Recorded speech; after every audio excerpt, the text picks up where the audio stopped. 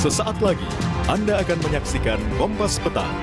Didukung oleh Menangkan 5 tiket nonton langsung Indonesia di Amerika. Dukung Indonesia mengukir sejarah baru.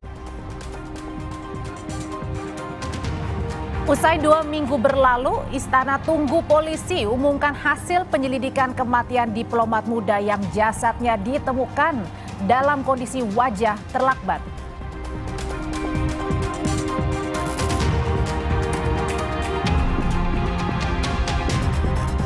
Sejumlah kader senior PDI Perjuangan datangi sidang vonis Sekjen PDIP Hasto Kristianto di kasus suap dan perintangan penyidikan perkara Harun Masiku.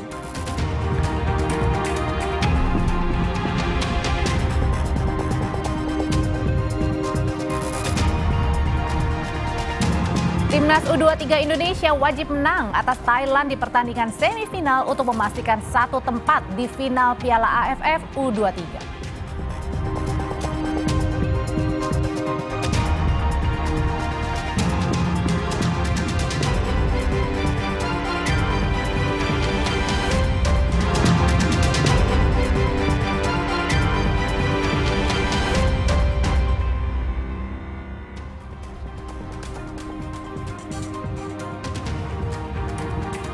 Halo, apa kabar saudara? Selamat datang di program berita Kompas Petang, hanya di Kompas TV, independen, terpercaya. Bersama saya, Cindy Permadi. Dan saya Audrey Chandra, saudara. Kita buka Kompas Petang selengkapnya untuk Anda. Informasi pertama kami, akibat remblong truk kontainer menabrak 14 kendaraan di perempatan lampu merah Pulau Mas, Jakarta Timur. 1 orang terluka akibat kecelakaan beruntun.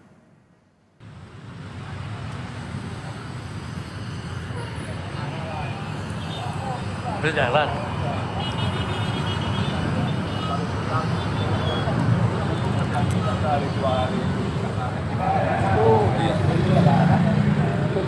Kecelakaan bermula dari truk kontainer yang melintas dengan kecepatan tinggi. Diduga mengalami remblong saat berhenti di lampu lalu lintas Pulau Mas. Kecelakaan beruntun melibatkan 15 kendaraan, yaitu 1 truk kontainer, 9 mobil, dan 5 sepeda motor. Akibat peristiwa ini, ke-14 kendaraan rusak dan 1 orang terluka.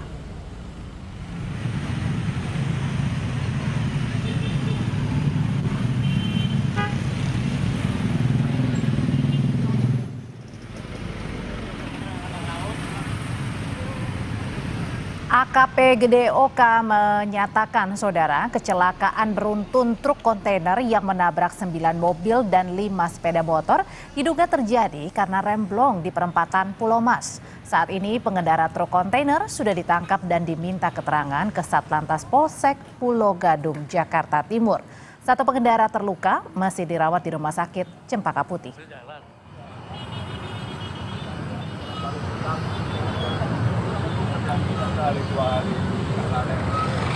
Ini dia tidak sempat ngerem apa memang remblong, Pak? Sudah ngerem tapi tidak bisa ngerem lagi karena blong remnya.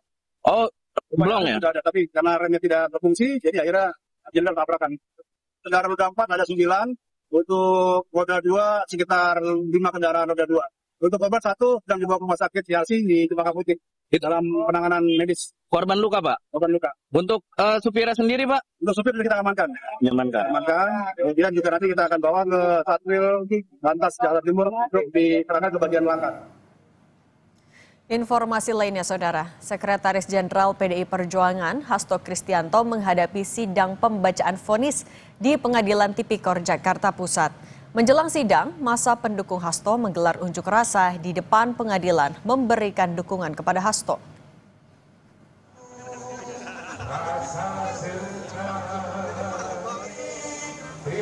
Sejak pukul 10 pagi, massa yang mengenakan baju hitam menggelar aksi di sepanjang Jalan Bungur Besaraya, Jakarta Pusat. Massa membawa sejumlah spanduk dan bendera yang berisi dukungan kepada Hasto jelang pembacaan vonis.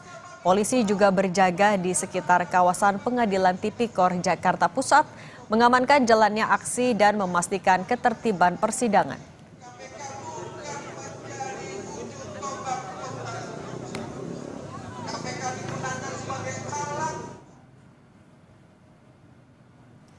Sebelum sidang vonis dimulai, terdakwa Hasto Kristianto menyatakan taat hukum dan pada apapun putusannya, ia akan tetap tenang. Sejumlah kader PDI Perjuangan hadir mengikuti jalannya sidang putusan kasus dugaan suap dan perintangan penyidikan perkara Harun Masiku. Beberapa kader PDIP yang hadir adalah Jarod Saiful Hidayat, TB Hasanuddin, Ferdinand Hutahian, FX Hadi Rudiatmo, Ripka Ciptani. Sebelumnya, Jaksa KPK menuntut Sekjen PDI Perjuangan Hasto Kristianto 7 tahun penjara dan denda 600 juta rupiah subsidi 6 bulan kurungan untuk kasus ini.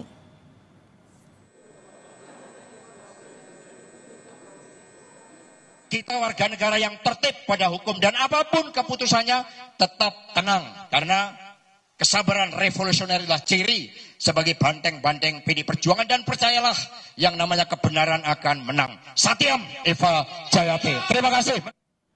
Kondisi terkini dari sidang vonis Sekjen PDIP Hasto Kristianto di Pengadilan Tipikor Jakarta. Kita tanyakan ke jurnalis Kompas TV Zevania Situmeang dan juru kamera Junaidi Saputra. Zevania, sampai dengan sore hari ini bagaimana situasi terkini di Pengadilan Tipikor?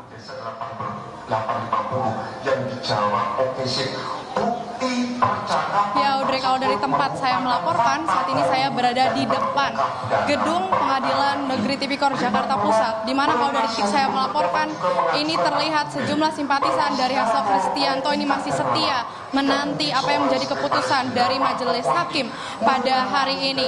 Kalau dari pantauan saya, memang ada dua kubu simpatisan. Kalau dari titik saya melaporkan, ini adalah kubu dari simpatisan Hasto Kristianto, dan kalau dari sisi kiri gedung Tipikor ini ada sejumlah mahasiswa begitu yang ini mereka menyuarakan atau mewakili suara dari KPK.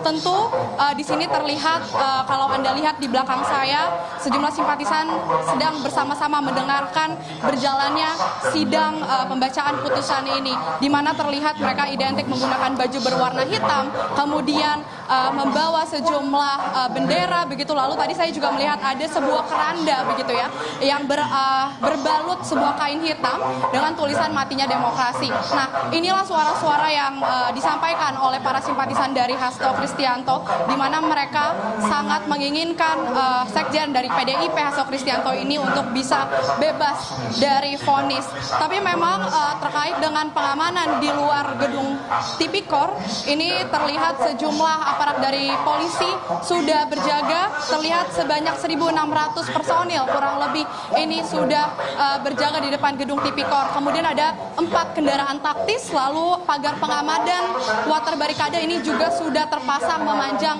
di sepanjang jalan depan gedung Tipikor. Kemudian tadi kami juga bertanya, ini memang simpatisan yang berkumpul di depan gedung Tipikor ini merupakan sejumlah perkumpulan dari Repdem, BarajeP, dan juga unsur organik dari Partai PDIP.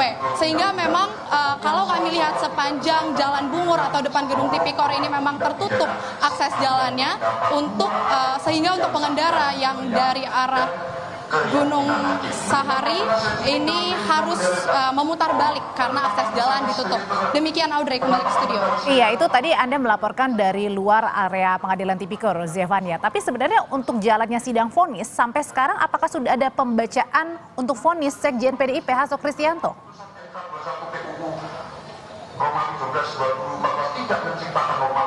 Ya, saat ini masih dalam proses tentunya sidang pembacaan, belum terdengar sudah sampai pada titik pembacaan vonis terhadap Sekjen PDIP Hasto Kristianto, yang dimana tadi pembacaan putusan ini sudah dimulai sekitar pukul 2 siang kurang lebih, dan tentu hingga saat ini terpantau sidang masih terus berjalan, yang dimana setelah kurang lebih 12 kali kita lihat ya persidangan ini sudah berlangsung terkait dengan kasus dugaan perintangan penyidikan Buron Harun Masiku begitu.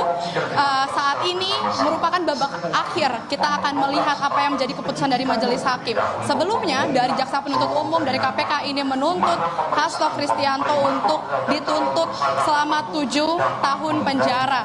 Tapi memang pada saat sidang pledoi, kalau kita review lagi sedikit, dari pihak kuasa hukum ini sangat yakin, begitu percaya diri bahwa apa yang didakwa atau dituntut oleh jaksa penuntut umum ini dianggap tidak memiliki bukti yang cukup kuat, sehingga dari pihak kuasa hukum ini sangat yakin atau sangat menantikan pembacaan putusan yang akan dibacakan majelis hakim ini bisa menyatakan bebas untuk Sekjen PDIP Hasto Kristianto. Sementara merespon dari apa yang menjadi pledoi dari Hasto Kristianto, pihak dari jaksa penuntut umum KPK ini tetap berpegang teguh pada tuntutannya begitu. Ia tidak merubah tuntutan selama 7 tahun penjara untuk Hasto Kristianto karena mereka merasa apa yang sudah dituntut atau didakwakan terhadap Sekjen PDIP Hasto Kristianto ini sudah berdasar dan berdasarkan informasi yang diterima dari orang-orang terdekat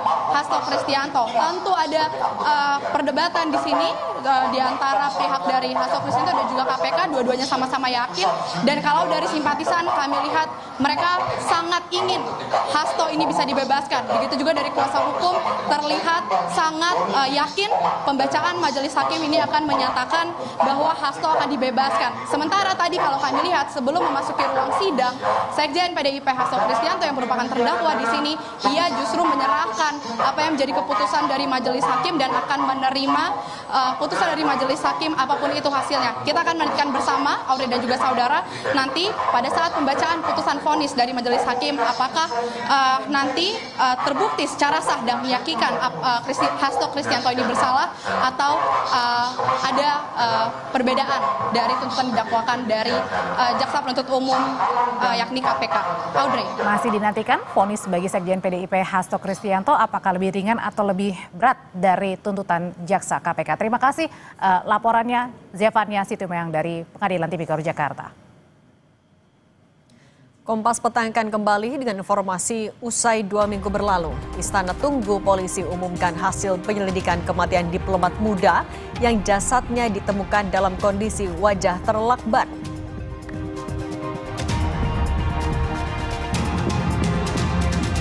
Ketegangan terus meningkat di perbatasan Kamboja, Thailand setelah Kamboja menembakkan roket ke provinsi Sisaket, Thailand kemarin.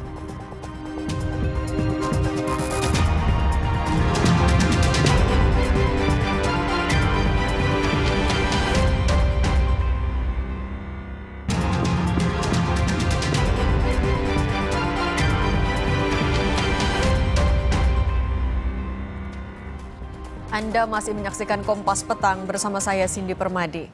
Saudara, polisi mengungkap belum menemukan satu ponsel milik diplomat muda Kemlu Arya Daru Pangayunan yang hilang setelah ia ditemukan tewas di kamar indekosnya.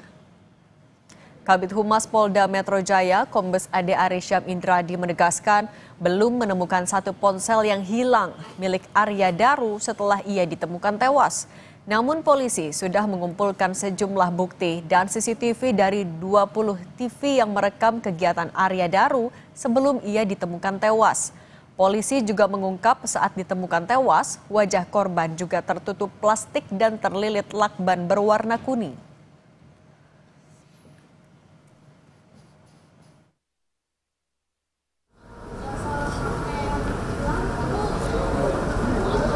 Belum. Tadi kami sampaikan kami tidak menemui hambatan dalam proses ini. Kondisi korban itu plastik, kemudian baru lakban kuning. Iya. Mensesnek Prasetyo Hadi mengatakan, Presiden Prabowo Subianto menyerahkan kasus kematian diplomat muda Kementerian Luar Negeri Arya Daru kepada aparat penegak hukum. Menurut Mensesnek, pemerintah masih menunggu hasil penyelidikan dari polisi. Soal kematian diplomat Kemlu dapat perhatian dari Pak Presiden dan juga saya juga kasusnya dapat perhatian masyarakat juga. Ya, beliau tentunya sebagai Presiden menyerahkan itu kepada aparat penegak hukum untuk dilakukan penyelidikan sebaik-baiknya. Nanti kita tunggu hasilnya. 7 Juli 2025, Arya Daru Pangayunan terekam CCTV berada di rooftop Kemlu pada pukul 21:43 malam selama lebih dari 1 jam. Polisi menemukan fakta baru. Daru sempat membawa tas dan kantong belanja saat naik di atas rooftop. Namun ia tidak membawa tasnya kembali saat turun dari rooftop gedung Kementerian Luar Negeri. Dari informasi kakak iparnya, Arya Daru sempat menelepon istri usai berbelanja di Mall Grand Indonesia pada pukul 9 malam. Jam 21:43 sampai jam 23:09 atau sekitar 1 jam 26 menit, diduga korban berada di rooftop lantai 12 gedung Kemenlu. Awalnya korban naik membawa tas gendong dan tas belanja, kemudian saat turun korban sudah tidak membawa tas gendong dan tas belanja. Inilah fakta yang ditemukan. Korupsi berupa suap, bagaimana pasal 51 huruf A tentang tindak pidana korupsi, bahwa meskipun terhadap Undang-Undang 21 nomor pasal 21 Undang-Undang tindak pidana korupsi tidak terbukti, namun mengingat tindak pidana suap yang terbukti terkait erat dengan perkara tindak pidana korupsi atas nama Harun Masiku. Menimbang bahwa majelis akan mempertimbangkan barang bukti yaitu berupa nomor 1 sampai dengan 205 memiliki keterkaitan dengan rangkaian peristiwa tindak pidana korupsi dalam perkara suap penetapan calon anggota DPR RI terpilih di mana Harun Masiku diduga sebagai pemberi suap dan masih dalam status buron. Menimbang bahwa sesuai dengan tuntutan umum dan untuk kepentingan pembuktian dalam Harun Masiku yang masih dalam proses penyidikan, maka seluruh barang bukti tersebut diperlukan sebagai alat bukti.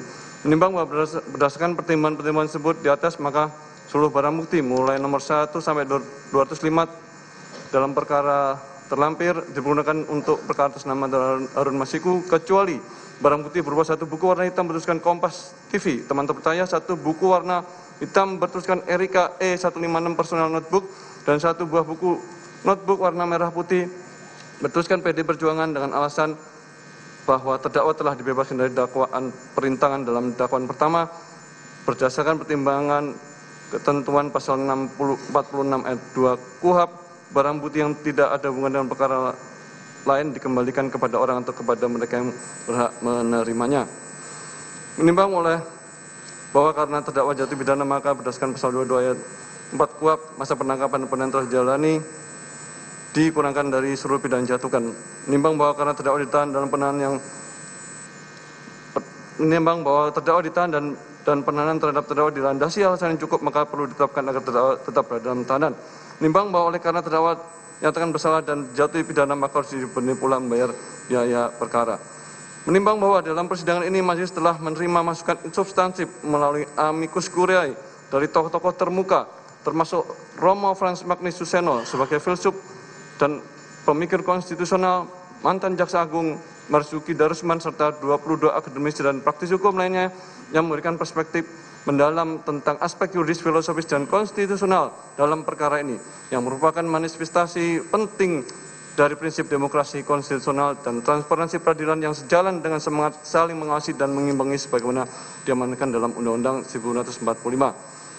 Menimbang bahwa amicus curiae telah mengangkat permasalahan substansi dalam perspektif sosio-legal yang memerlukan perhatian serius dari majelis, khususnya tentang kekhawatiran tentang kemungkinan politically motivated prosecution, timing dan motivasi penuntutan yang dapat mempengaruhi persepsi keadilan. Pentingnya menjaga independensi peradilan dari tekanan politik, kompleksitas hukum pidana dalam perkara korupsi, serta dampak putusan terhadap kepercayaan publik dan kelangsungan demokrasi di Indonesia yang menunjukkan kepedulian mendalam terhadap supremasi hukum dan demokrasi konstitusional. Menimbang bahwa majelis mengapresiasi semangat kepedulian konstitusional yang ditunjukkan para tokoh dalam amicus curiae dan menegaskan bahwa independensi peradilan yang sejati bukan berarti isolasi dari keprihatinan sah masyarakat, melainkan kemampuan untuk mengambil keputusan yang objektif, tidak memihak dan berdasarkan hukum tanpa terpengaruh oleh tekanan politik, kepentingan golongan atau motivasi di luar pencarian kebenaran dan keadilan, di mana majelis telah menerapkan prinsip dalam keraguan menguntungkan terdakwa tidak hanya terhadap fakta-fakta substantif, tapi juga terhadap aspek-aspek prosedural. Menimbang bahwa dalam memeriksa perkara ini majelis telah menerapkan standar analisis yang ketat terhadap setiap dakwaan, di mana dakwaan 1 mengenai kepentingan perintangan penyidikan, majelis telah melakukan analisis dalam terhadap karakteristik delik material versus delik formil, aspek temporal yang berkaitan dengan perbedaan antara penyelidikan dan penyidikan, serta persyaratan ketat konkret dalam delik material yang pada akhirnya berkontribusi pada keputusan majelis untuk membebaskan terdakwa dari dakwaan tersebut karena tidak terpenuhi unsur-unsur secara temporal dan material. Menimbang bahwa sebaliknya, keputusan majelis untuk menyatakan terdakwa terbukti bersalah dalam dakwaan gudang non-stop didasarkan pada terpenuhi seluruh unsur dakwaan secara sah dan menekan melalui minimal 2 alat bukti yang valid dan keyakinan majelis yang diperoleh melalui proses pemeriksaan yang objektif dan komprehensif, di mana majelis menganalisis secara komprehensif unsur-unsur penyertaan kualitas alat bukti komunikasi elektronik dan standar pembuktian kesengajaan dalam konteks tindak pidana korupsi yang menunjukkan bahwa majelis benar-benar independen dan objektif dalam menilai setiap aspek perkara tanpa terpengaruh oleh tekanan dan opini dari pihak manapun. Menimbang bahwa majelis menyampaikan penghargaan mendalam atas kontribusi substantif yang telah diberikan melalui amicus curiae dan menegaskan bahwa seluruh masukan tersebut telah menjadi pertimbangan integral dalam proses pengambilan keputusan, bukan sekedar sebagai referensi tambahan, melainkan sebagai masukan penting untuk memastikan bahwa putusan yang dijatuhkan benar-benar mencerminkan nilai keadilan konstitusional, keadilan prosedural, dan kesetaraan substantif yang menjadi fondasi sistem peradilan dalam negara hukum demokratis, dengan tetap menghormati semangat pencarian keadilan yang disampaikan oleh para tokoh melalui amicus curiae, dan berharap bahwa putusan ini dapat memberikan kontribusi akademik sebagai bentuk menjaga prinsip proses hukum yang adil dan menjunjung tinggi integritas peradilan pidana di Indonesia agar terwujudnya negara hukum yang demokratis. Mengingat pasal 5 ayat 1 Undang-Undang Tindak Pidana Korupsi, junto pasal 5 ayat 1 ke 1 KUHP, junto pasal 64 ayat 1 KUHP, dan Undang-Undang Nomor 48 Tahun 2009 tentang Kekuasaan Kehakiman, Undang-Undang Nomor 8 Tahun 1981 tentang Hukum Acara Pidana, serta peraturan perundang-undangan lainnya yang mengadili berkaitan dengan perkara ini. Mengadili 1. Menyatakan terdakwa Hasto Kristianto tidak terbukti secara sah dan menyatakan bersalah melakukan tindak pidana sebagaimana dalam dakwaan ke-1, dan oleh karena itu membebaskan terdakwa dari dakwaan ke-1 tersebut. 2. Menyatakan terdakwa Hasto Kristianto terbukti secara sah dan menyatakan bersalah melakukan tindak pidana turut serta melakukan tindak pidana korupsi berupa pemberian suap secara bersama-sama dan berlanjut sebagaimana dalam dakwaan kedua alternatif pertama. Menjatuhkan pidana kepada terdakwa Hasto Kristianto dengan pidana penjara selama 3 tahun dan 6 bulan dengan pidana denda sebesar 250 juta dengan ketentuan apabila denda tidak dibayar diganti dengan pidana kurungan selama 3 bulan. Menetapkan masa penangkapan dan penahanan telah jadi terdakwa dikurangkan pidana yang dijatuhkan, menetapkan terdakwa tetap ditahan, menetapkan barang bukti dari nomor 1 sampai 205 digunakan dalam perkara atas nama terdakwa Harun Masiku kecuali 1 buah buku warna hitam bertuliskan Kompas, 1 buku warna hitam bertuliskan Erika E156 personal notebook, 1 notebook warna merah putih bertuliskan PD Perjuangkan dikembalikan kepada terdakwa.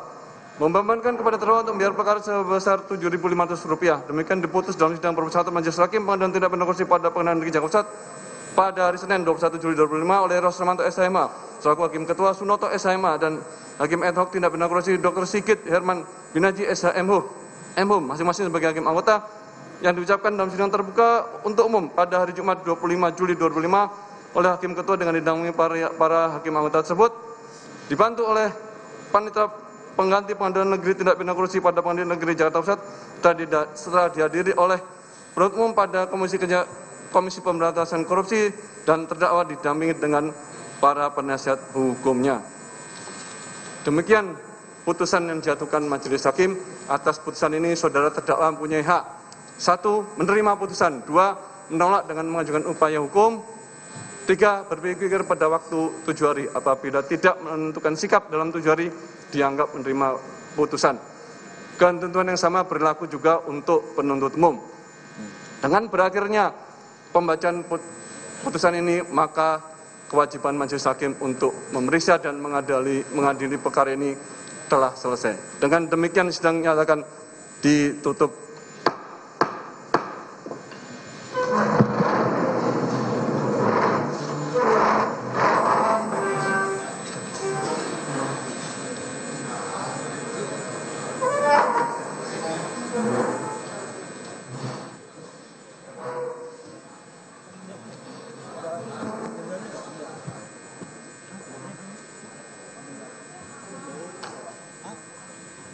Majelis Hakim tadi menyebutkan untuk kasus perintangan penyidikan Hasto Kristianto, Sekjen PDI Perjuangan tidak terbukti melakukan perintangan penyidikan dalam kasus Harun Masiku. Sementara untuk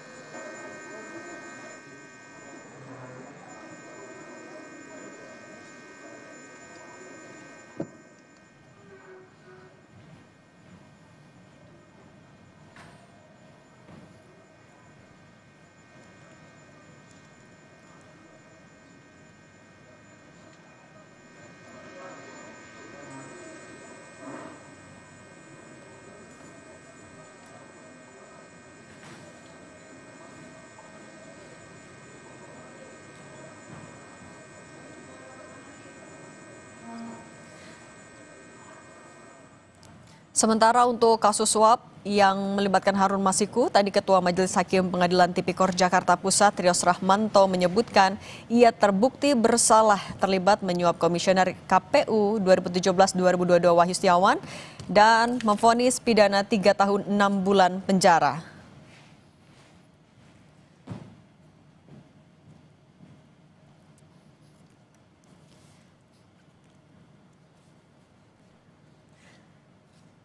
Sesuai yang tadi disampaikan juga oleh Majelis Hakim, Hasto Kristianto diberikan opsi untuk mengambil langkah hukum selanjutnya atau menerima putusan dari hakim, atau yang terakhir adalah pikir-pikir terlebih dahulu. Hasto Kristianto terlihat sedang berdiskusi dengan tim kuasa hukum untuk menentukan apakah akan mengambil langkah hukum selanjutnya atau tidak.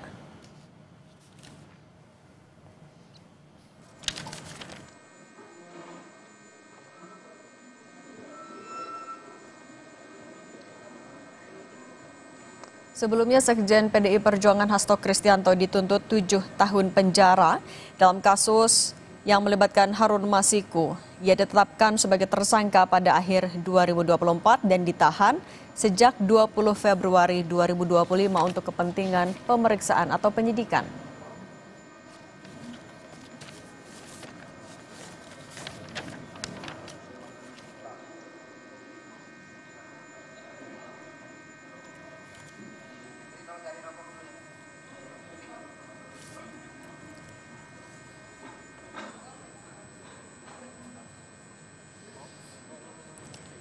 Selain vonis pidana selama 3,5 tahun penjara, Hasto Kristianto Sekjen PDIP juga dijatuhi hukuman denda 250 juta rupiah dengan subsidiar 6 bulan penjara.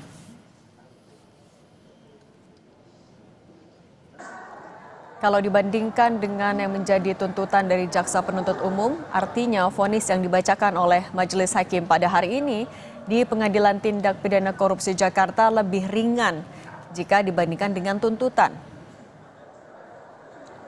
Langkah hukum selanjutnya yang akan diambil oleh Hasto Kristianto, tadi kalau disampaikan oleh Majelis Hakim ada 3. Yang pertama adalah menerima putusan, kedua mengambil langkah hukum lanjutan, atau ketiga akan pikir-pikir terlebih dahulu.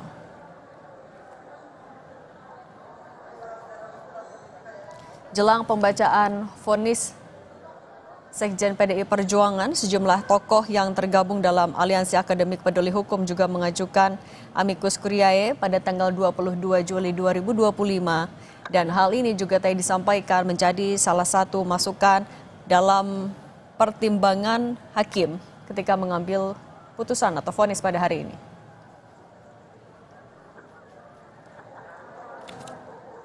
Majelis Hakim menetapkan Hasto Kristianto tidak terbukti melakukan perintangan penyidikan seperti dalam dakwaan pertama, sehingga diperintahkan agar Hasto Kristianto harus dibebaskan dari dakwaan.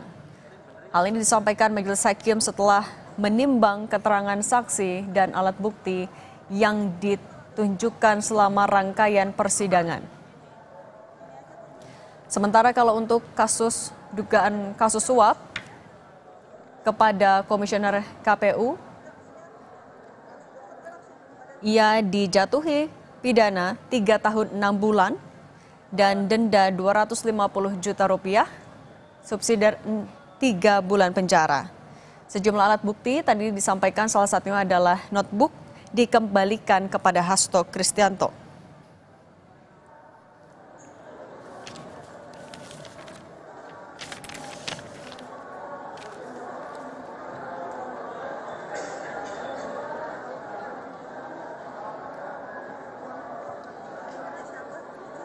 Hasto pertama kali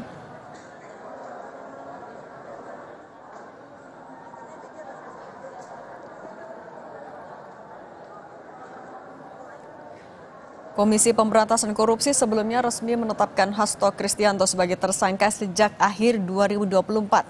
Ia juga ditahan sejak 20 Februari 2025 untuk kebutuhan pemeriksaan dan penyidikan. Dari rangkaian persidangan yang telah dilalui oleh Hasto Kristianto pada sore hari ini, Majelis Hakim membacakan vonisnya, yaitu untuk kasus perintangan penyidikan. Hasto Kristianto disebutkan tidak terbukti bersalah sehingga harus dibebaskan dari dakwaan. Sementara untuk kasus suap yang melibatkan Komisioner KPU Wahyu Setiawan, Hasto Kristianto divonis 3 tahun 6 bulan penjara, denda 250 juta rupiah, subsidi 3 bulan.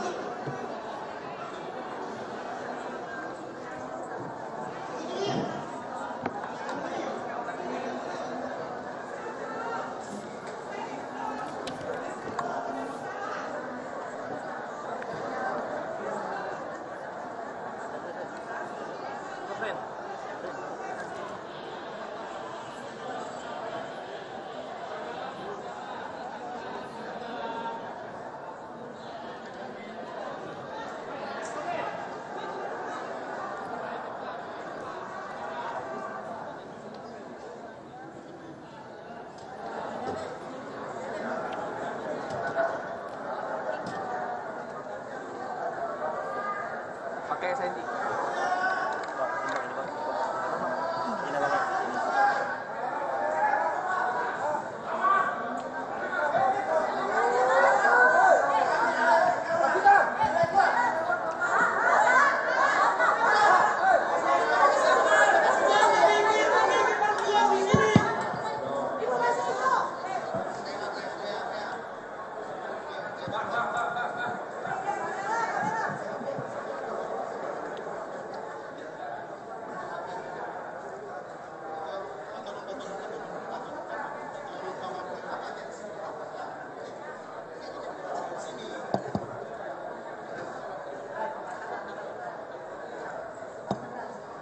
Audionya aman, Mas.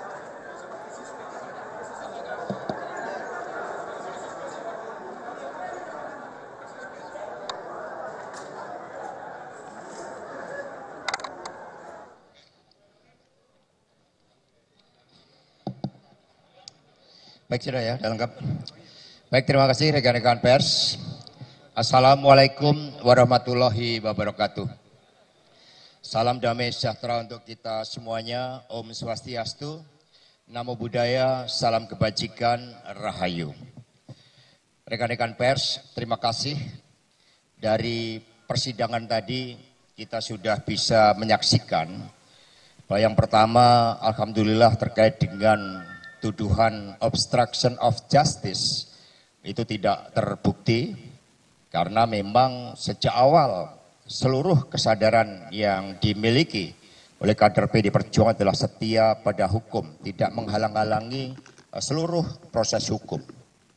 Kemudian yang kedua, terhadap tuduhan suap, saya dinyatakan bersalah. Padahal di dalam putusan nomor 18 dan 28 tahun 2020, seluruh fakta-fakta yang tadi dinyatakan baru, itu bukanlah fakta baru. Karena sangat jelas keterangan saudara Saiful Bahri Donitri Istiqomah di dalam persidangan ini juga seluruh sumber dana berasal dari Harun Masiku. Termasuk ada suatu fakta yang sangat penting bahwa dana dari Harun Masiku tahap pertama itu bukanlah 400 juta. Sebagai hasil otak-atik gatuk 600 dikurangi 200 menjadi 400. Tetapi adalah 750 juta. Dan itulah yang kami tegaskan di dalam pledoi juga di dalam sidang nomor 18 dan 28 tahun 2020 tersebut. Sehingga total dana dari Harun Masiku itu ada 1,5 juta.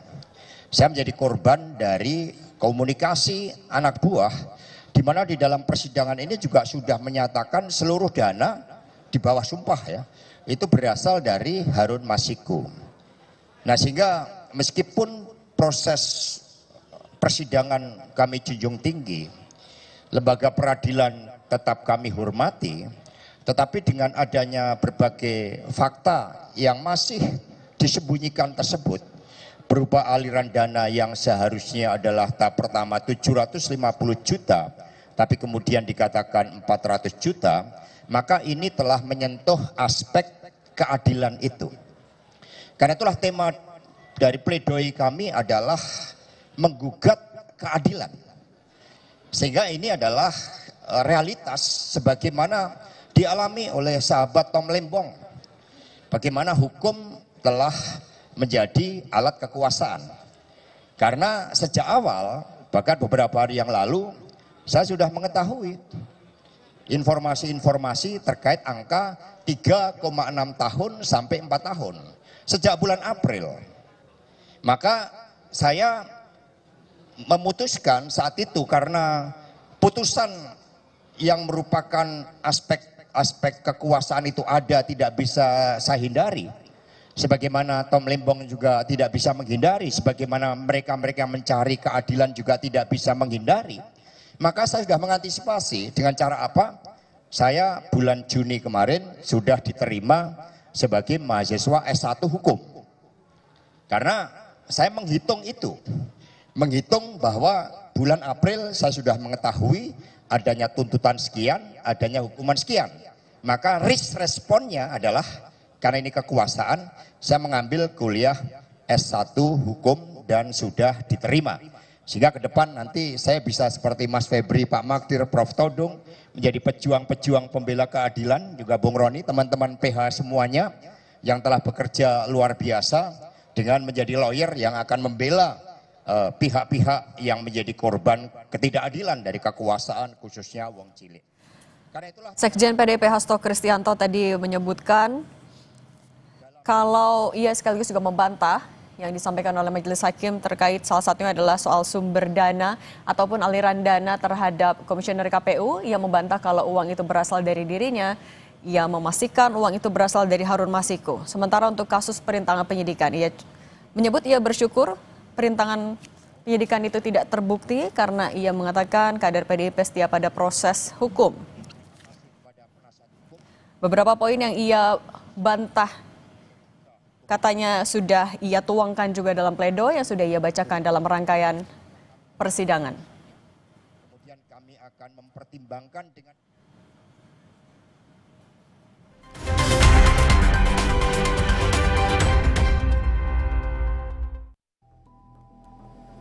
7 Juli 2025, Arya Daru Pangayunan terekam CCTV berada di rooftop Kemlu pada pukul 21:43 malam selama lebih dari 1 jam.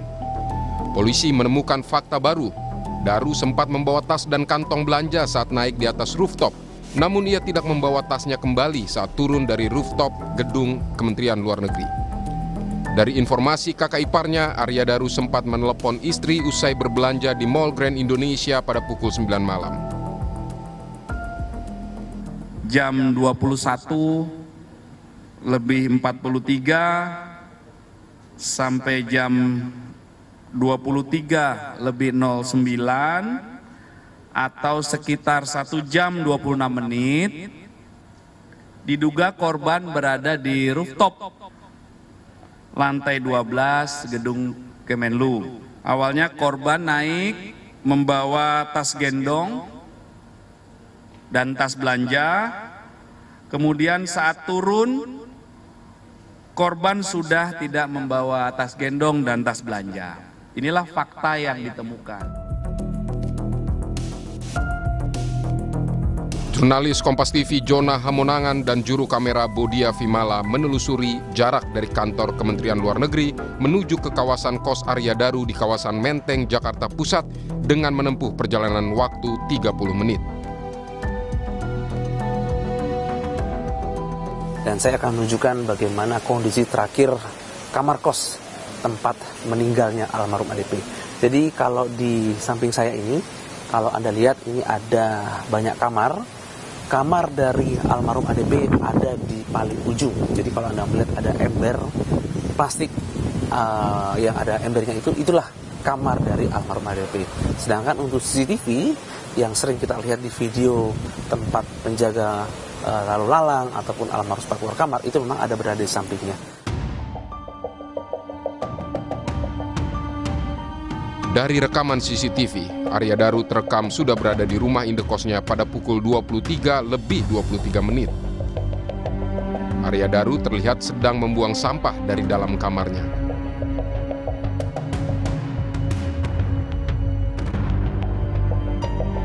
Sejam berselang atau pukul 12:30 dini hari, penjaga kos terlihat mondar-mandir di tempat kamar Arya Daru untuk memeriksa kondisi Daru sesuai dengan permintaan sang istri. Pukul 5:27 menit, CCTV kembali merekam penjaga kosan mondar-mandir di depan kamar Arya. Polisi menyebut istri Daru kembali menelpon penjaga indekos untuk mengecek ulang kamar Arya. Sekitar pukul 7:30 pagi, penjaga indekos bersama seorang penghuni kembali mengecek kamar korban sesuai permintaan sang istri. Karena pintu terkunci, penjaga mencoba membuka paksa jendela dan membuka pintu dari dalam. Arya Daru pun ditemukan tewas dengan kondisi wajah terlilit lakban.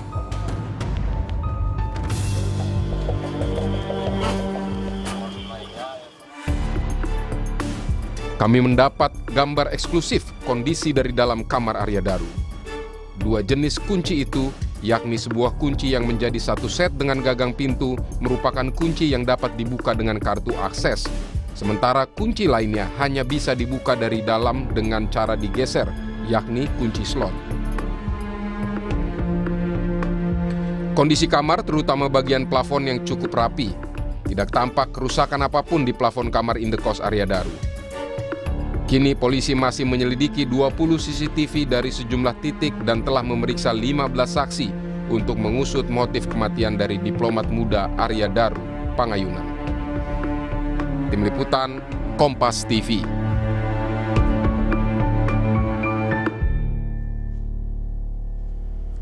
Polisi mengungkap sejumlah fakta baru dari penyelidikan kasus kematian diplomat Kemlu Arya Daru di kamar indekosnya. Selain juga mengungkap CCTV saat Daru berada di rooftop kantor Kemlu selama lebih dari 1 jam. Polisi juga menyebut wajah korban tertutup plastik dan terlilit lakban. Kita ungkap fakta dari temuan ini bersama Ketua Harian Kompolnas Arief Wicaksono dan Guru Besar Fakultas Hukum Universitas Pelita Harapan Prof. Jamin Ginting. Selamat sore semuanya. Selamat sore Mbak.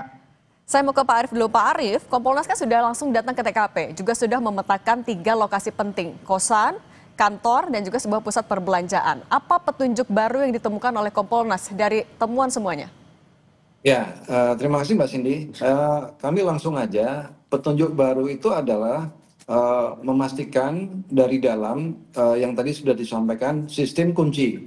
Sistem kunci yang kita lihat ada slot dengan rantai dan satu kunci yang pakai kartu akses tadi. Itu yang pasti termasuk kondisi plafon, baik kamar mandi maupun kamar serta saluran air yang tidak ada kerusakan. Jadi tidak ada orang lain yang bisa masuk dan keluar ketika itu sudah di slot dari dalam. Begitu yang terbaru. Oke, nah kalau gitu Prof Jamin kan selain tadi soal kunci juga ada CCTV termasuk saat korban ada di rooftop kantornya sendiri. Bagaimana CCTV itu, terutama yang di Kementerian Luar Negeri, bisa menjadi bekal mengoptimalkan kasus pengungkapan kasus? Ya, terkait dengan kematian yang tidak wajar, di mana kematian ini terindikasi bisa bunuh diri dan tidak, di mana kalau konteksnya bunuh diri ada latar belakang keterkaitan dengan forensik psikologis. Apa itu forensik psikologis? Terkait tentang kejiwaan dari seseorang yang ingin melakukan bunuh diri. Apakah ada tanda-tanda ke arah sana? Seperti contohnya dia melakukan pembicaraan saya akan bunuh diri melalui WA, atau ancaman-ancaman yang menakutkan yang dia secara psikologis menakutkan dia sehingga dia terlilit utang ya, atau berantem dengan keluarganya atau pacarnya gitu, frustasi. Tetapi kalau itu tidak ada, tetapi yang ada adalah rekam jejak digital, dia pernah menjadi saksi di Jepang dalam suatu persidangan di mana itu terkait dengan perlindungan perdagangan orang ya, atau perdagangan manusia TPPO. Nah, dia juga punya prestasi yang gemilang, artinya dia pasti menjaga kredibilitas dia untuk karirnya lebih tinggi lagi, tidak ada niat untuk mengakhiri hidup.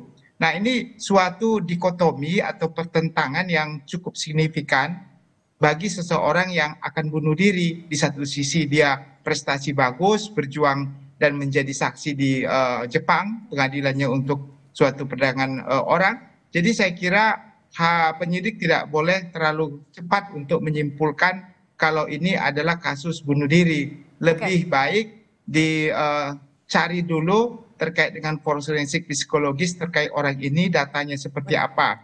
Pada umumnya kalau orang mati karena bunuh diri, yang paling kita sering lihat ya, apa dia gantung diri, atau dia memotong nadi tangannya, ya, atau dia juga bisa meminum racun.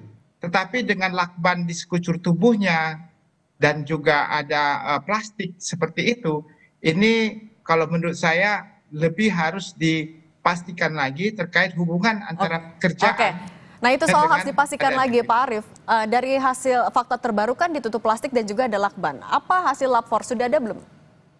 Betul, memang yang pada waktu tanggal 8 Juli tadi sudah dibuka oleh penjaga kosan dengan video, dengan foto, dengan juga ada satu lagi yang membantu penjaga kosan itu kemudian dilaporkan kepada Polsek Menteng, dan Polsek Menteng melaporkan ke Satreskrim Polres Jakarta Pusat, dan tibalah di sana tim identifikasi atau tim Inavis.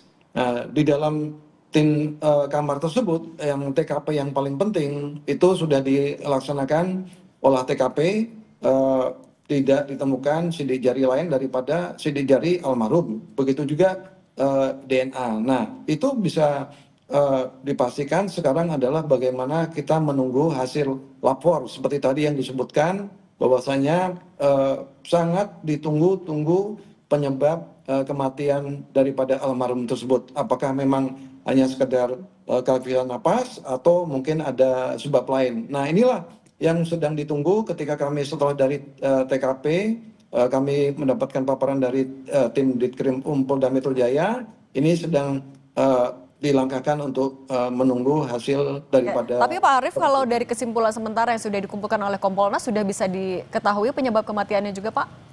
Kalau disebabkan kematian adalah karena kehabisan nafas. Kehabisan nafas yaitu kepala korban ditutupi plastik sebelum ditutupi lakban. Itu Mbak.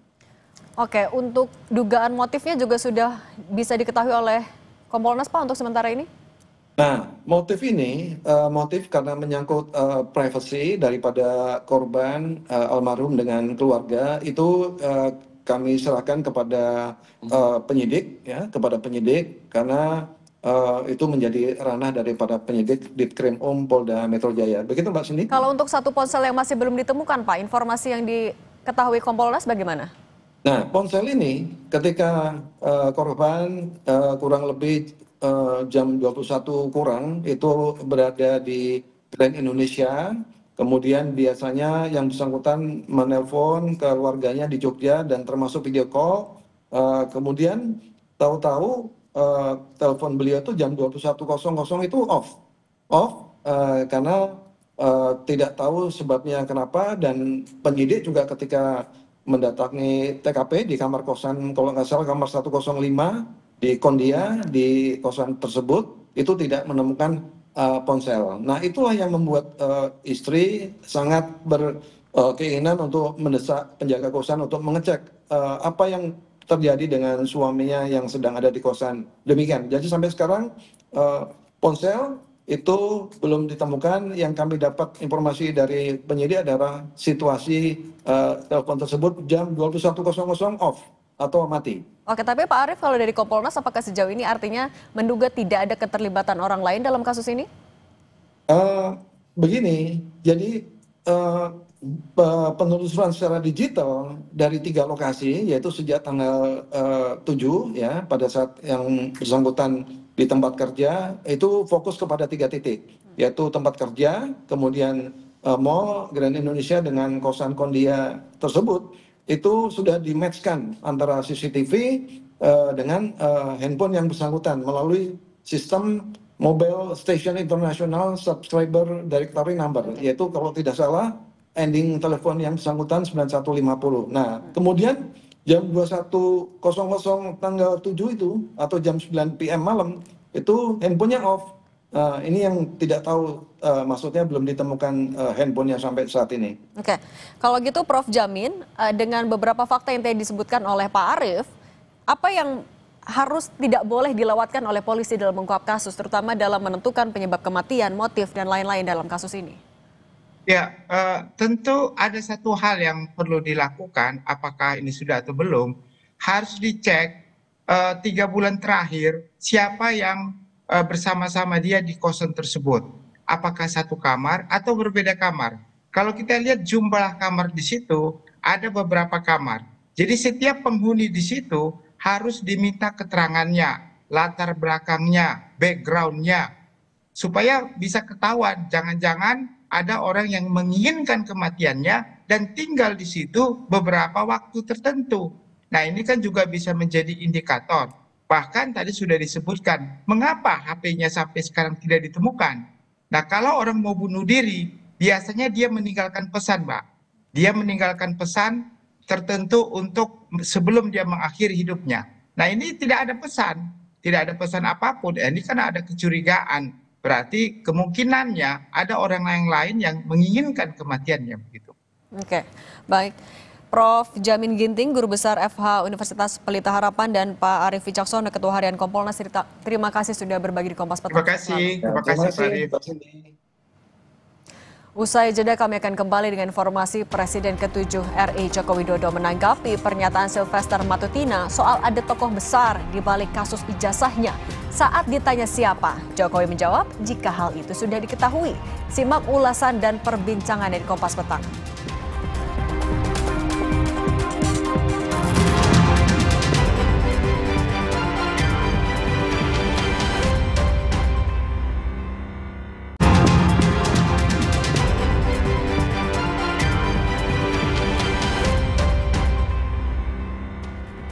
Saudara, Presiden ke-7 Joko Widodo menanggapi pernyataan Sylvester Matutina soal ada tokoh besar di balik kasus ijazahnya. Saat ditanya siapa, Jokowi menjawab jika hal itu sudah diketahui. Menurut Jokowi, pernyataan Sylvester bahwa ada tokoh besar yang menyokong Roy Suryo CS mendukung ucapannya yang menyebut ada agenda besar politik di balik kasus ijazah dan pemakzulan Gibran. Jokowi pun mengatakan tokoh politik yang dimaksud sudah diketahui banyak pihak. Ada agenda besar politik dalam tuduhan ijazah palsu maupun pemakzulan. Artinya memang ada orang besar, ada yang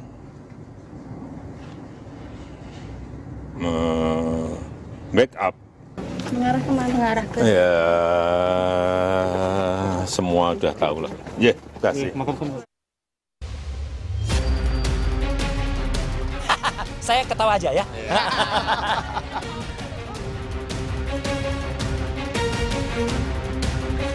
Tim penyidik Polda Metro Jaya sudah menyita ijazah milik Presiden ke-7 Jokowi saat melakukan pemeriksaan di Polresta Solo Rabu lalu.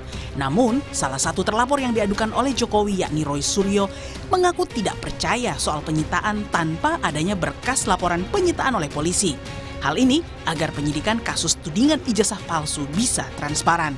Katanya sudah disita. Kalau disita, biasanya kalau orang biasa ya, kan katanya dia mengaku udah orang biasa. Biasanya polisi itu gercep mengeluarkan, ini loh berita acara penyitaannya. Nah, sampai dengan hari ini belum ada.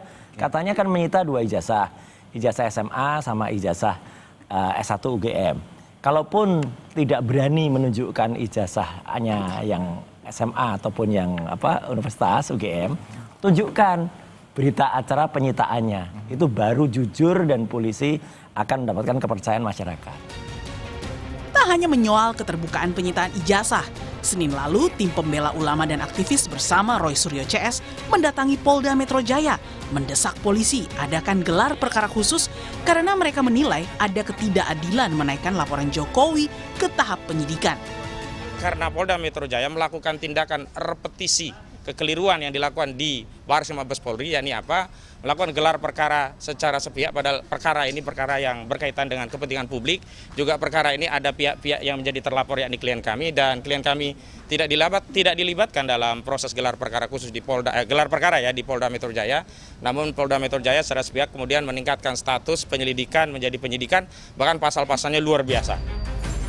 Namun, kuasa hukum Jokowi menilai permintaan gelar perkara khusus oleh Roy CS hanyalah upaya mengulur waktu penetapan tersangka. Per Kapolri nomor 6 tahun 2019, di mana ditegaskan pengajuan gelar perkara khusus hanya boleh diajukan oleh pihak pelapor dan dalam hal terjadi penghentian penyelidikan. Sementara kita ketahui bersama terhadap perkara di Polda, pihak TPU bukan pelapor dan juga tidak terjadi penghentian penyelidikan, bahkan ditingkatkan ke penyidikan. Permintaan pihak TPU tersebut selain tidak berdasar hukum, juga lebih ditujukan untuk mengulur-ngulur proses penyidikan saja, termasuk juga untuk penetapan tersangka. Usai laporan Jokowi naik ke tahap penyidikan, penyidik Polda Metro Jaya secara maraton memeriksa sejumlah pihak pelapor Roy Suryo CS, mulai dari Jokowi dan teman-teman SMA-nya hingga para relawannya, yakni Sylvester Matutina dan Sekjen Pradi Bersatu Ade Darmawan. Tim Liputan Kompas TV. Saudara, meski Jokowi sudah 2 kali diperiksa Polda Metro Jaya, bahkan penyidik juga sudah menyita ijazah SMA dan S1 Jokowi. Pihak Roy Suryo CS masih kukuh meragukan hal tersebut. Karenanya relawan Jokowi menyebut upaya Roy CS adalah balas dendam politik yang disokong oleh tokoh besar. Sejauh mana kebenarannya dan siapa tokoh yang dimaksud, kita bahas sore hari ini bersama terlapor kasus dugaan pencemaran nama baik Jokowi, Rismon Sianipar, melalui sambungan Zoom. Bang Rismon, selamat sore. Dan ada juga pelapor Roy Suryo CS dari Pradi Bersatu, Ade Darmawan. Selamat sore, Mas Ade. Selamat sore, Mbak Audrey. Sore, ya. Mbak. Saya mau ke Mas Ade dulu. Mas Ade, dalam konferensi pers Anda di Polda kemarin bersama Bang Sylvester usai diperiksa penyidikan, ini Bang Sylvester bilang nih, ada 3 cluenya. Yang pertama, dendam politik Pilpres 2024. Berikutnya ada kemudian tokoh besar politik di balik ini. Dan yang terakhir adalah mau adu domba pemerintahan saat ini alias Prabowo Gibran saat ini pemerintahannya. Jadi sebenarnya ini mengarah ke siapa sih yang dimaksud? Ya, jadi gini, Mbak Audrey, kalau kita berbicara isu-isu yang dikelola, jadi kalau saya melihat ya, ini pengelolaan isu yang ada saat ini. Artinya kalau dia berjalan sendiri nggak sampai segininya sebenarnya sih. Kita juga secara nalar berpikir bahwa ada yang memanfaatkan isu-isu tersebut. Dengan cara apa? Dengan cara bergabungnya kelompok-kelompok ini menjadi satu. Itu yang pertama. Kita melihat dari segitu. Terus kemudian isu-isu ini dikemas benar. Dikemas betul menjadi sesuatu yang saya rasa bahwa ini tidak masuk akal. Dikemas artinya berarti ada kesengajaan. Kesengajaan, ada upaya-upaya kesengajaan yang saya sendiri, nalar saya itu tidak bisa menerima. Kenapa? Karena gini, kalau terkait ijazah dan ataupun skripsi itu sangat mudah membuktikannya, Baudri. Ya, gampang banget. Jadi di UGM itu ada Badan Tata Kelola Akademik dan Kemahasiswaan. Nah, di situ UGM itu memiliki itu. Jadi kalau kita orang-orang kelompok mereka ini tidak percaya, kan bisa ngecek ke sana. Ngecek ada apa enggak, terus kemudian dibarengin dengan keterangan-keterangan UGM. Saat ini di Jogja, ini lagi pemeriksaan nih Mbak. Saya barusan tadi dapat komunikasi dari beberapa penyidik di sana. Ini lagi maraton memeriksa pihak UGM itu. Jadi artinya tentu bagian Badan Tata Kelola Akademik dan Kemahasiswaan itu juga ikut diperiksa itu. Nah, itu mudahnya di situ tuh. Nah, tapi kenapa dikemas? Gitu. Kenapa dikemas? Apakah ada unsur kesengajaan dan tadi ada tokoh besar di baliknya? Akan ikut masuk bermain. Nah, kalau gitu apakah benar pernyataan tersebut, Bang Rismon? Nanti usai jeda ya, Bang Rismon akan menjawab, tetap bersama kami.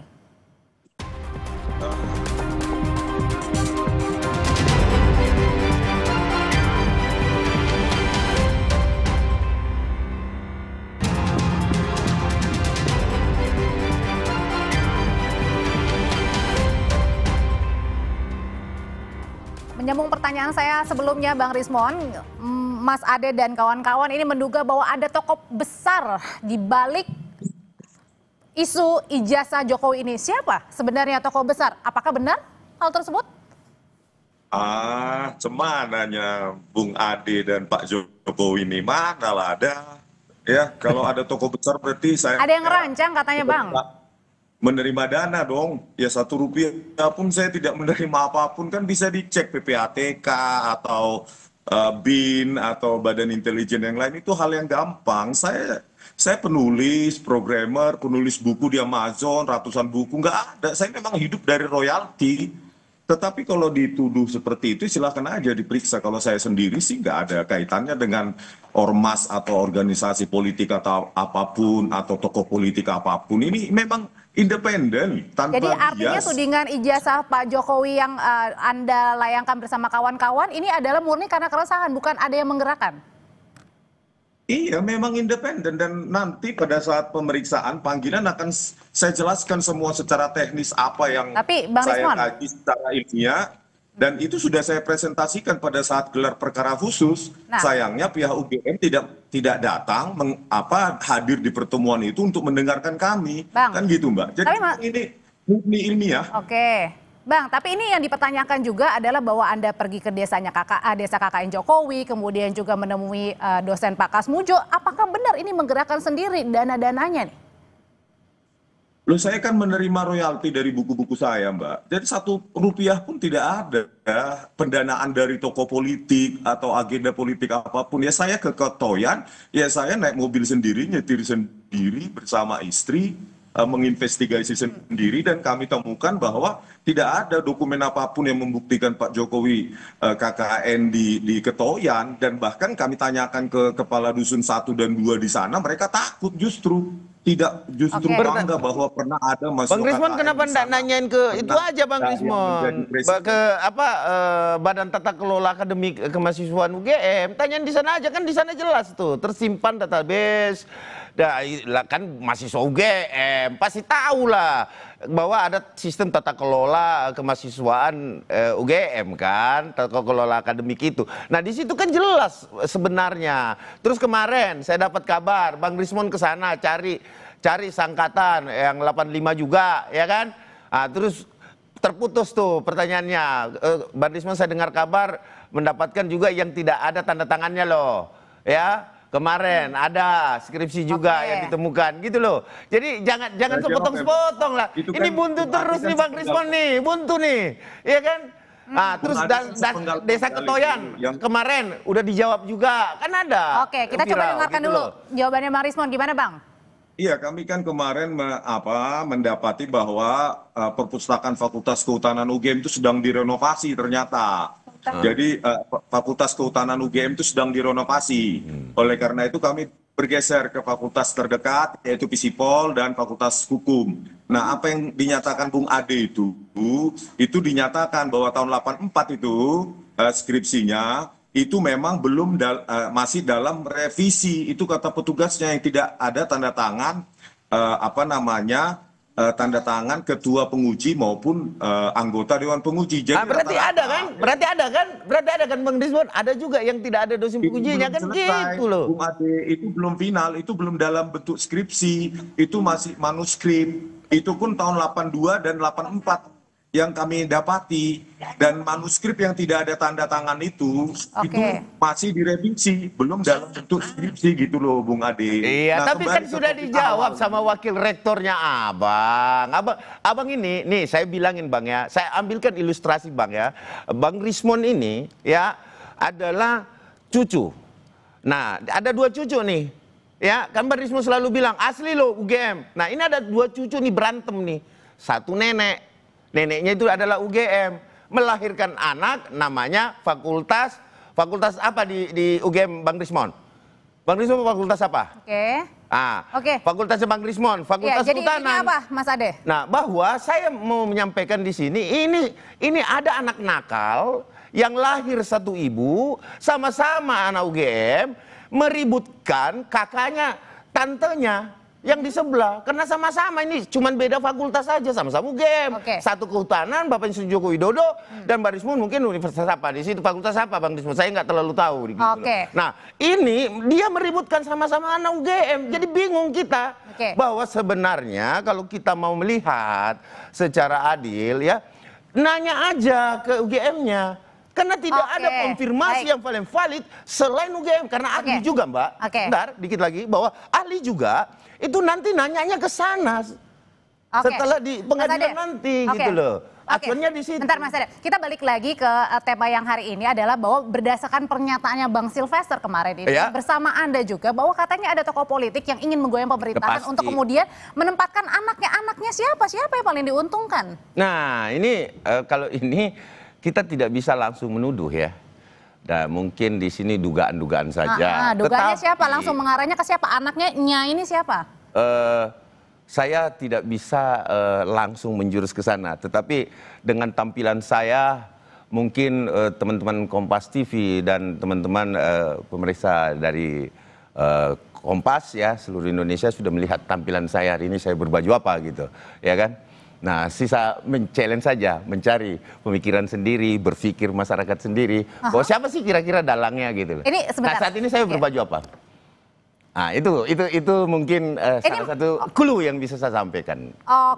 Berarti antara clue-nya ini adalah biru. Saya sekarang tampilannya seperti ini. Saya coba lempar ya kalau gitu ke Bang Rismon. Bang Rismon, ini katanya ada dikasih kisi-kisi, ada clue-cluenya. Nah, sebenarnya apakah benar tudingan-tudingan bahwa ada tokoh politik ini ada yang ingin menggoyang pemerintah untuk kemudian ini menempatkan anaknya? Itu Bung Ade itu kan cuma narasi liar dan tidak berdasar ya. Saya bergerak independen, tidak ada yang menyuruh-nyuruh saya harus ke Ketoyan, harus ke KPUD Solo, harus ke perpustakaan UGM, harus ke Humas Polda, itu semua biaya sendiri saya. Iya, tapi tidak disuruh Bang Rismon, cuman disuruh terus lanjutkan perjuangan, kan begitu. Ini masalahnya dugaannya ini ada bukti nggak? Ya maksudnya mungkin tidak disuruh Mbak, artinya disuruh-suruh diperintahkan itu nggak mungkin. Tetapi kalau diberikan semangat, ayo dong, terus dong. Nah, itu pasti saya rasa itu sering terdengar di telinga Bang Rismon ketika dia berkumpul dengan kelompok-kelompok yang lain. Ayo dong, terus pasti gitu. Sementara database yang dipegang kan zong. Kalau saya bilang memaksakan penelitian yang minus. Kalau minor Bang. Gimana Bang Rismon? Gantian bicara dulu dong, ini Bung Ade menguasai banget ya. ketika saya mewawancarai Profesor Sofyan Effendi juga tidak ada yang memerintahkan, tidak ada yang mengatur pertemuan tersebut. Itu murni memang dari aktivis rela agama menghubungi saya, dan itu pun sudah tertunda 2 hari yang seharusnya diatur hari Senin, jadi kami hari Rabu. Jadi memang tidak ada, dan bahkan saya melaporkan Pak Joko Widodo ya 2 laporan itu ke Polda DIY, itu tidak ada yang mengatur, tidak ada yang membiayain, dan tidak ada yang strukturisasi dan ya. Oke, tapi kalau misalnya nih pada saat Anda kemudian melanjutkan, memang saat ini masih berproses ya, tapi dengan Anda mempertanyakan ijazah ini, kemudian apakah kemudian ketika Anda nanti misalnya ada di proses hukum selanjutnya, apakah Anda sudah siap atau merugikan Anda, atau Anda memang sudah siap dengan konsekuensinya? Ya sangat siap, Mbak. Kalau nggak siap ya tidur aja di rumah, kan begitu. Saya kan sedang mengeksersis ya hak konstitusional rakyat untuk mengetahui ijazah yang pernah dipakai. Bukan rakyat, Bang. Rakyat yang mana? Presiden tahun 2014 dan 2019. Karena kami dapati bahwa pada saat di KPUD Solo ya tidak ada berkas verifikasi ijazah Pak Jokowi tahun 2005, dan itu dinyatakan langsung oleh Ketua KPUD sekarang. Oleh karena itu maksud kami bukan untuk memenjarakan Pak Jokowi, tetapi kami mengeksersis hak rakyat untuk mengetahui ijazah tersebut. Gitu loh. Kalau gitu Bang untuk Rizwan, perbaikan KPU ke depan sehingga tidak menyisakan ruang gelap untuk calon-calon pemimpin masa depan, begitu, Mbak. Oke, jadi ini murni ya, begitu ya maksud Anda ya, begitu ya. Oke, kalau gitu terima kasih Bang Rizwan. Kemudian juga Mas Ade, terima kasih ya. Nanti kapan-kapan kita berbincang lagi ya. Siap. Saya senang sama Bang Rizwan ini. Oke, selamat sore semuanya. Oke. Usai jeda, saudara, Timnas U23 Indonesia wajib menang atas Thailand di pertandingan semifinal, memastikan 1 tempat di final Piala AFF U23. Usai jeda kami kembali dengan informasi.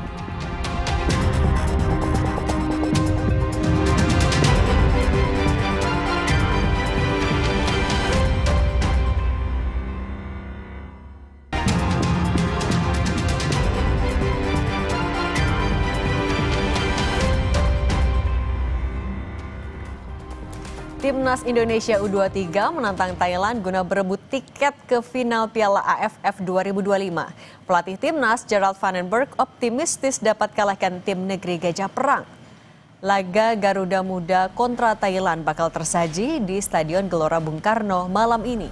Anak asuh Van den Berg lolos ke semifinal usai menjadi juara grup A dengan 2 kemenangan dan 1 kali seri. Meski sejumlah pemain kunci diganggu cedera, pelatih Gerald Van den Berg optimistis bisa meladeni perlawanan Thailand.